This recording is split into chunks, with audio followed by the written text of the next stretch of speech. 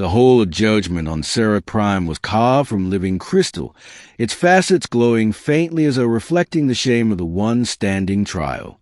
Princess Kylira, the last daughter of the High Line, stood motionless as a council of regents delivered their verdict. She was tall, luminous as all sci-fi royalty were, her silver-blue skin gleaming under the crystal light. But her radiance could not mask the accusation that clung to her, infertility. For sci-fi culture, where bloodlines meant destiny and heirs defined power, infertility was not merely a private sorrow, it was a scandal. A barren princess was a useless princess. The Regent Prime's voice boomed across the chamber. You failed the sacred trials. You failed the continuity oaths. For this, we strip you of duty and dignity. But we shall not end your life. Instead, his lips curled in amusement, you will be given to a human. A ripple of cruel laughter swept through the chamber. Humans were seen as primitive, weak, struggling children of the stars. To send her there was not exile, but mockery.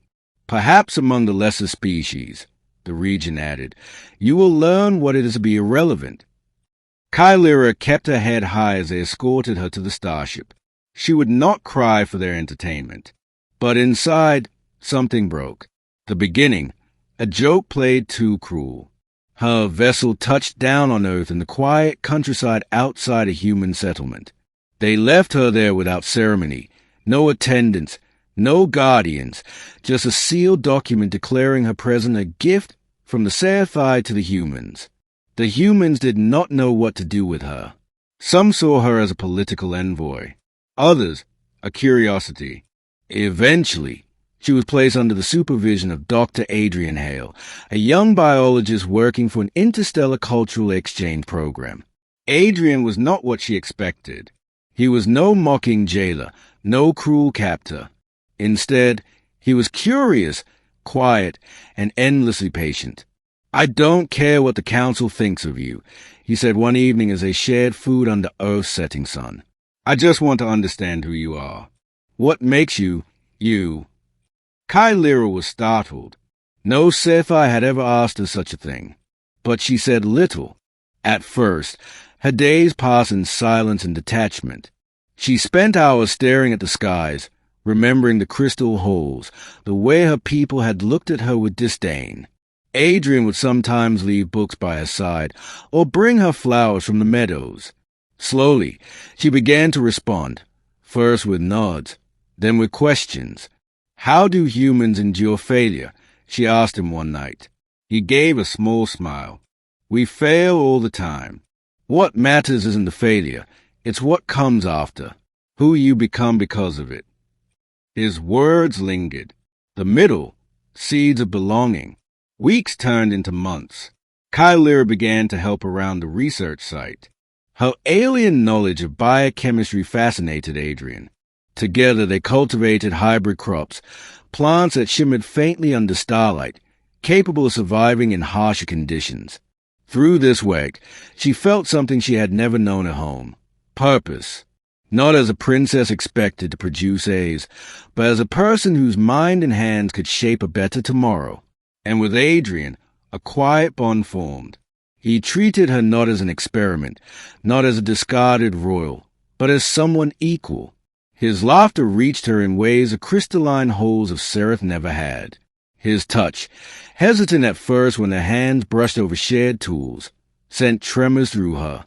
It was madness, she told herself. Their species were too different. She was barren. Nothing could come of it. But one night, under the glow of Earth's twin moons reflected in a lake, their restraint shattered. The turning point, an impossible child. Kylira awoke weeks later with strange sensations threading through her body. Dizziness, heat, a rhythm deep within her bones.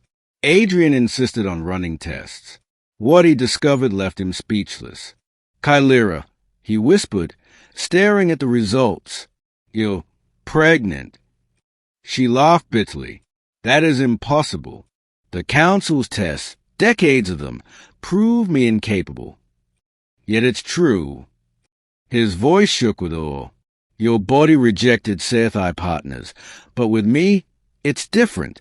Somehow, our genetic structures complement each other. Life is forming. Tears blurred her vision, not of sorrow, but of something she had thought forever denied to her, hope. The pregnancy was difficult.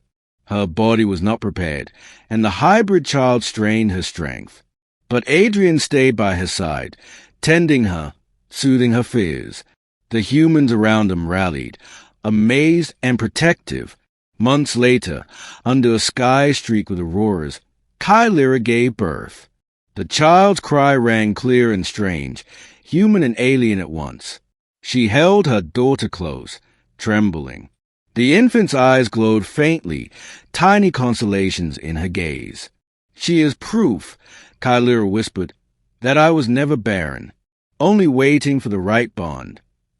The climax, the Empire strikes back. Word of the child spread. At first whispers, then undeniable reports.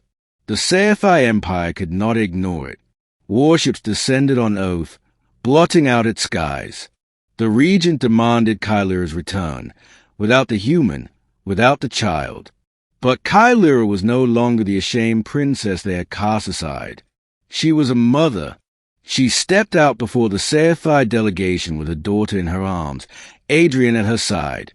Human leaders stood behind them, unflinching. "You sent me here as a joke," she said, her voice amplified across worlds. "You called me infertile, unworthy. Yet here I stand, holding the child you said I could never bear. She is not shame, she is future, the bridge between our species." The regent scoffed. "An abomination. Hand her over, or Earth will burn." But the humans did not flinch. Soldiers and scientists, farmers and diplomats, all stood with Kylyra. They had come to see her not as alien, but as family. "Burn Earth," Adrian said coldly, "and you will destroy your only hope of renewal." The broadcast of the standoff spread across sci-fi space. Ordinary citizens saw Kylyra with her child, living proof that the Council's laws of purity were chains, not strength.